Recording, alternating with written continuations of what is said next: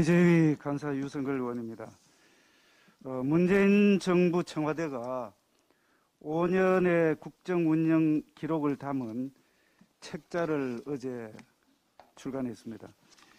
문재인 정부 부동산 정책에 대해서는 면구스럽다, 또 죽비를 맞는다 이런 표현을 사용했지만은 끝에는 지난해 발표한 공공주도의 공급 정책인 이사 대책이 잘 됐다라는 식의 자화자찬으로 마무리를 하는 등 부동산 과거에 대한 진정한 반성은 전혀 없었습니다. 특히 부동산 투기와의 전쟁에서 결코 지지 않겠다면서 전국 임대 사업자들을 악으로 규정하여 갈라치는 등 부동산 정책마저 자신들의 정치 도구로 삼았던 문재인 정권에서 진정한 성찰과 반성은 사실상 기대하기 어려웠습니다. 또한 윤석열 정부가 개정 보완하겠다는 임대차 3법에 대해서 제도 도입 초기에는 일부 혼선이 발생했지만 제도 시행 초기인 만큼 지속해서 보완의 필요성을 검토해 나갈 필요가 있다라면서 사실상 차기 정부의 정책에 대해서까지 끝까지 목리를 부리는 그런 상황이었습니다. 수많은 국민들이 집값 문제 때문에 밤잠을 설치고 또 젊은이들은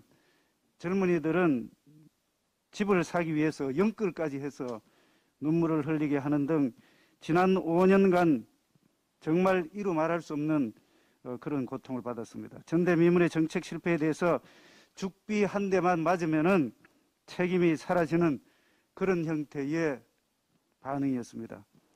지난 5년간 국민들은 문재인 정부의 부동산 정책에 수많은 죽비를 사실은 내리쳤습니다.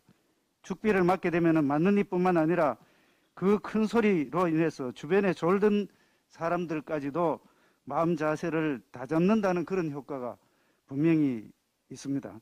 수차례의 죽비에도 반성이 전혀 없는 문재인 정부의 청와대는 더 이상 죽비 정신을 퇴색시키지 않았으면 좋겠습니다.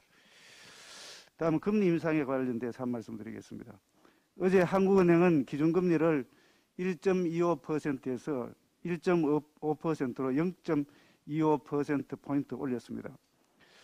지난해 8월과 11월 그리고 올 1월까지 포함해서 8개월 사이에 4번에 걸쳐서 1%포인트나 인상한 것입니다. 그만큼 물가 상승과 그다음에 대내외 경제 여건이 엄중하다는 그런 이야기입니다. 한국은행은 올해 경제 성장률을 당초 예상치 3%를 밑돌겠다고 본 반면에 물가 상승률은 사실상 4%를 대비하는 그런 상태로 분석을 했습니다. 한마디로 물가는 치솟는데 경기는 부진을 면치 못하는 스태그플레이션이 우려되는 그런 상황에 대해서 금리를 인상을 한 상황입니다. 미국 중앙은행인 페드 연방준비제도는 지난달에 3년 3개월 만에 금리 수준을 인상을 하고 캐나다 중앙은행도 0.5%포인트를 한꺼번에 올렸습니다. 세계 주요 중앙은행들에 이어서 말하여 0.5% 금리 인상을 말하는 빅스텝을 지금 예고하고 있습니다.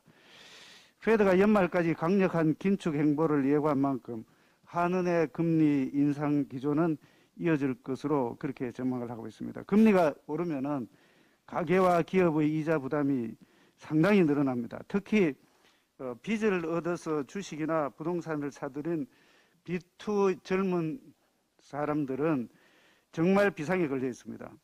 작년 말 가계부채가 1,862조 원에 이르고 있습니다. 여기에다가 소규모 자영업자들이라든지 비영리 법인을 포함하면은 전체가 2,000조가 넘는 한 2,200조 원 정도의 규모입니다. 우리나라 명목 작년도에 국내 GDP를 보면은 2,057조 원인데 100%를 훨씬 넘어서는 그런 상황입니다. 앞으로 금리가 더 오르면은 경제 전반에 충격파가 작지 않을 것으로 예상이 됩니다. 지금 정치권이 해야 될 가장 시급한 일은 금리 인상이 부를 후폭풍으로부터 서민들을 지켜내는 것입니다. 그런데 민주당은 지금 현재 검수완박이라는 그런 문제가 많은 정책을 지금 밀어붙이고 있습니다. 민생을 외면한 채 오로지 정쟁에만 몰두하고 있는 거대 민주당을 보고 있어야 하는 현실이 참 안타까울 뿐입니다.